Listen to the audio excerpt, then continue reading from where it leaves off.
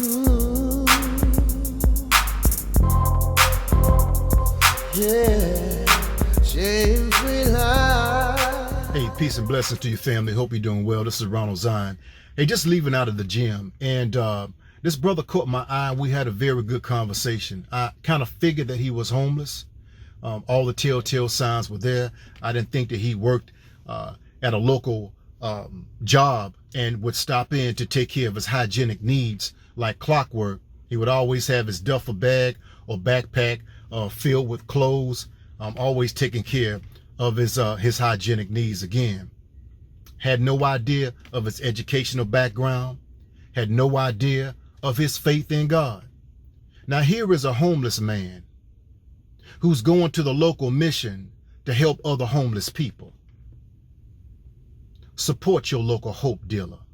No, not your local dope dealer, your local hope dealer.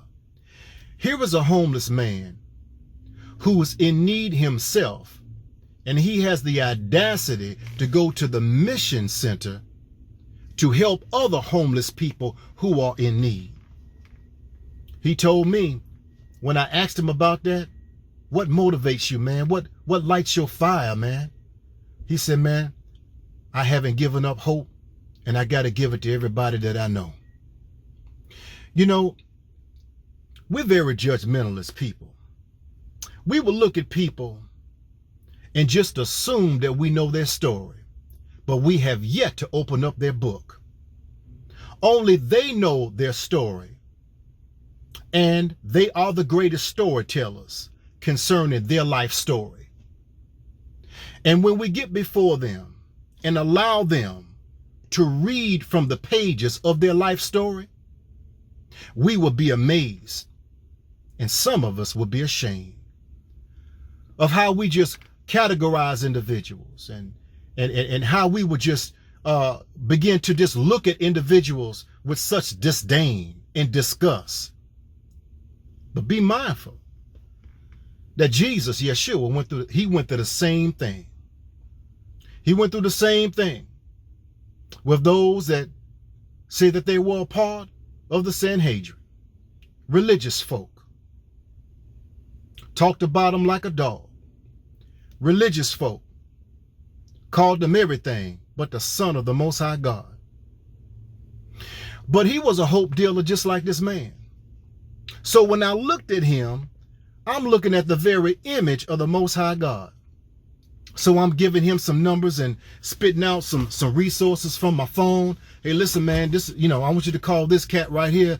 Hey, tell him I sent you. Hey, listen, I'm going to follow up with you if you don't mind. I'm not trying to get in your business like that. And he respect that because I approached him as a man and allow him to have his dignity. So what am I saying? Oftentimes, some of the apostles, the prophets, the pastors and teachers, the evangelists that you meet, they may not be behind the pulpit. They may be out here in these streets doing the will of the Most High God. And I've come to terms, especially with dealing with trauma and trauma recovery, dealing with all types of issues and brokenness and loss and grief, to just thank God that he has so many sons and daughters to whatever capacity that are spreading hope to those who are hopeless, being a voice to those who are voiceless. I salute them.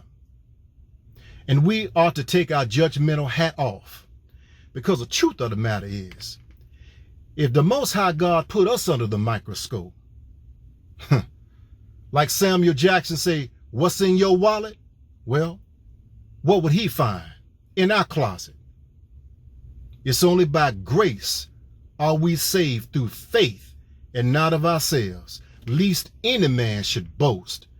So out here in these streets, I'm seeing things totally different. And so therefore, I encourage you as I encourage myself. When you see people like this moving about, and they're spreading love and they're spreading hope and even the gospel, but it ain't behind a traditional pulpit, their pulpit may be under a tree Their pulpit may be under a bridge. Support your local hope dealer. That's all I got for you. And just remember this, as I always say, that your life begins when you say so. Peace and blessings. Love you to life.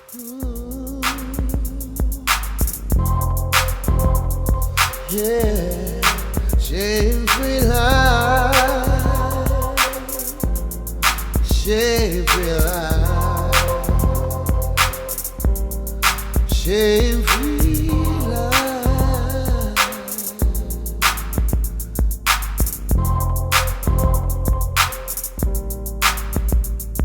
Yeah.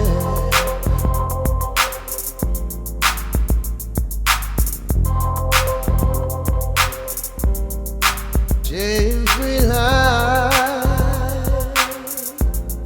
shame-free life, shame-free life,